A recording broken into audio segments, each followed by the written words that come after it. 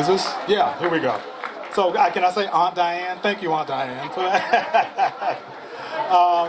Thank you all for the invitation to come here. I've got a few things I'd like to share with you. I promise you I'll be brief.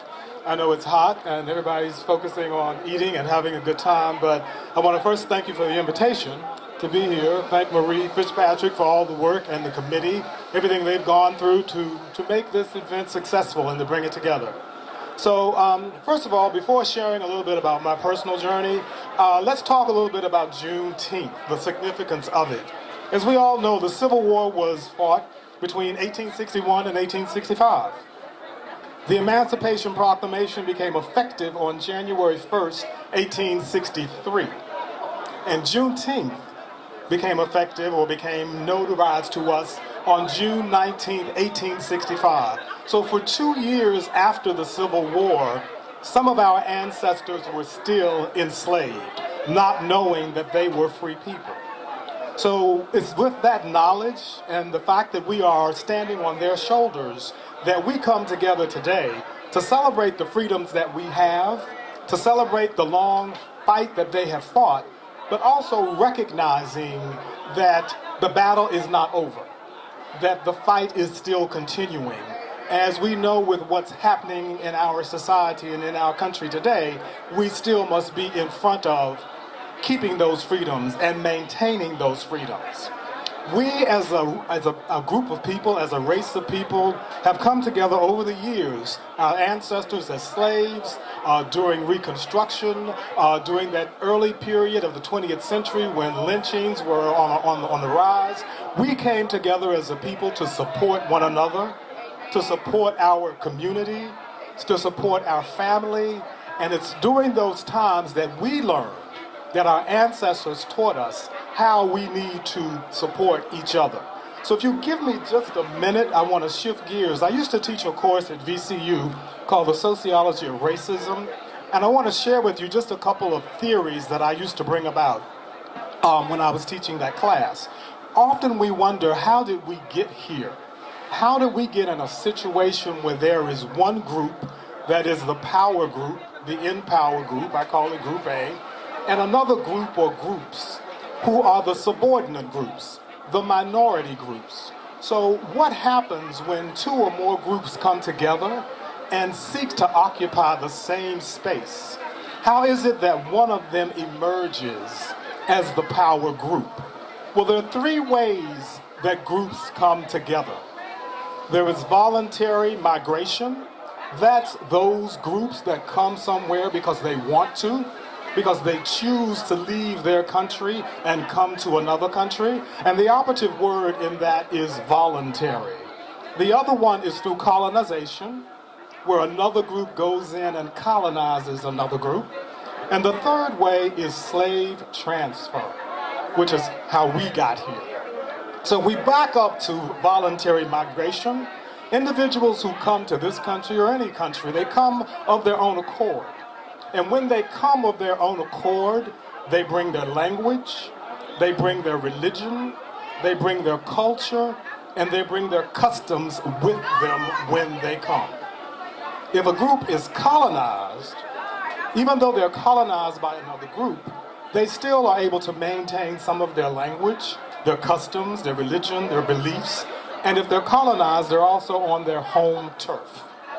But if a group comes to be with another group through slave transfer, they lose everything. They lose their language, they lose their religion, they lose their culture, and all of their customs. And as we know, they also lose their names. So when you think about how African Americans got here through slave transfer, the researchers say that is the worst way for any two groups to come together, and that it will take generations, multiple generations, before that playing field is level. So I say that to say, when you hear people talk negatively about DEI, diversity, inclusion, equality, when they speak negatively about affirmative action, when they speak negatively about reparations, remind them and yourselves that this group of African Americans here today are still suffering the ripple effects of what happened to our ancestors decades and centuries ago. So we hold on to that thought as we begin to go into the new millennium that we're in right now, and as we recognize that we are on the shoulders of our ancestors. So having said that, I want to pivot just a little bit to thank the people in this community for all that you have done, not necessarily just for me, but for all of us. So let's back up a little bit to the 1960s. Civil rights was going on, Martin Luther King's assassination, Kennedy's assassination, Malcolm X. A whole lot was happening in the outer world. But what happened in this community that I want to say thank you for is that our ancestors, our parents and grandparents protected us from that. You all prepared us to go out into the world. And you shielded us from so much. And some of the things that I remember as a child, at Pine Street Baptist Church, there was Sunday school, there was vacation Bible school, there were Easter egg hunts, there was a children's choir where we learned, well, we didn't realize it, but we learned public performance. Where there were scripture readings for Children's Day. We learned public speaking through that. That whole concept of it taking a village, all of that happened in this community. And one of the things I appreciate so much about family and community is you all built us up so high because you knew when we got out in the world, there was going to be some people trying to tear us down. And you got us up so high with confidence that they couldn't tear us down but so much. So I want to share a story, a quick story with you about my maternal grandmother. Many of you may know Georgiana Helton Martin Cashwell, my mother's mother. We lived right across the street. I was about 6 years old, 7 years old, and back then, doctors made house calls. And also back then, each house, if you had one TV in the living room with 3 channels. And I was about 7, 8 years old, and I had the flu. And they called the local doctor, and I won't mention his name, to come and see about me. Now, I'm in the living room, and I don't know what my grandmother said to him, but, he showed up. So I opened the door for him. I was in the living room looking at TV when he showed up. And I told my grandmother, Dr. So-and-so's here. And he came in, and he proceeded to lambaste my grandmother. You made it sound like the boy was dying. And here he is answering the door.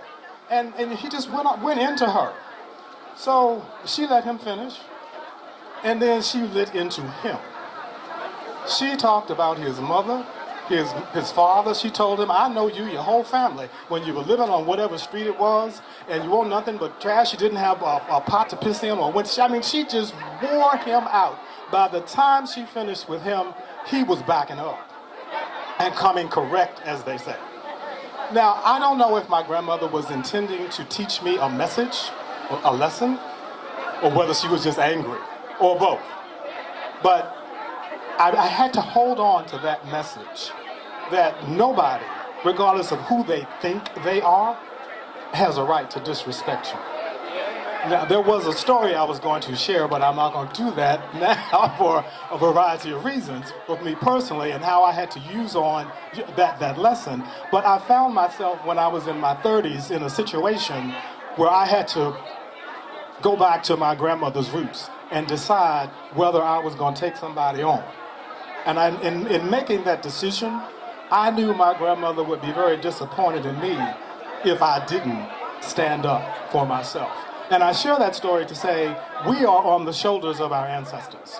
And as we talk and think about cross-generational activities, it's important to remember the lessons that they have taught us. Lessons about confidence.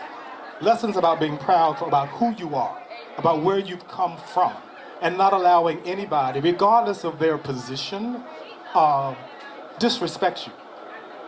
So lastly, I'll share a couple of other little things with you.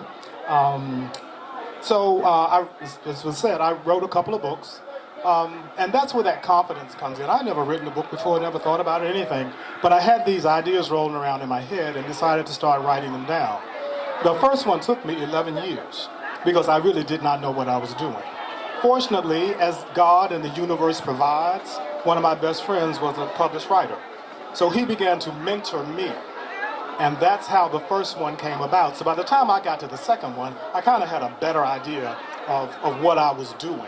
And I share that to say, if you just start, whatever it is you want to do, if you just start doing it, whether you know how to do it or not, eventually God's going to put the right people in your life to get you to where you need to be on that journey.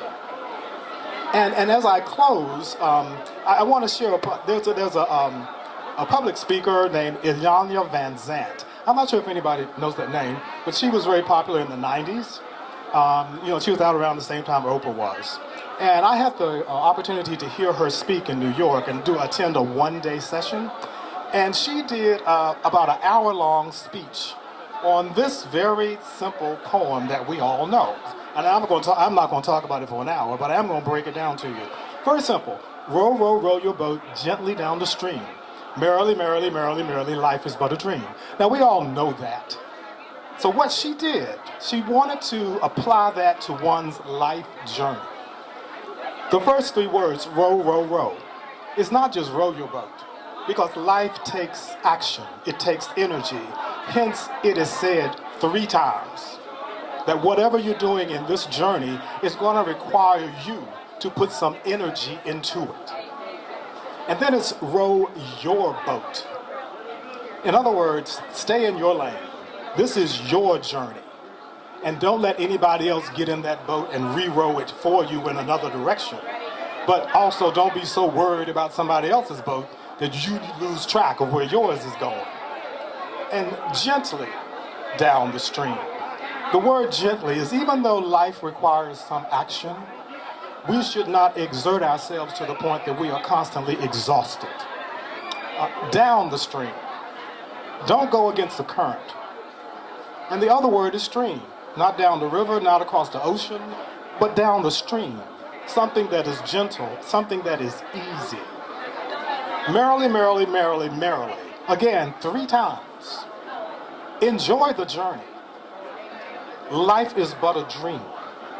So I leave you with that as we stand on the shoulders of our ancestors, as we look to the future, keep in mind that this is our journey, and we have to keep moving forward in the direction that God and the universe would have us to go in. And thank you so much for asking me to be here. I do appreciate it.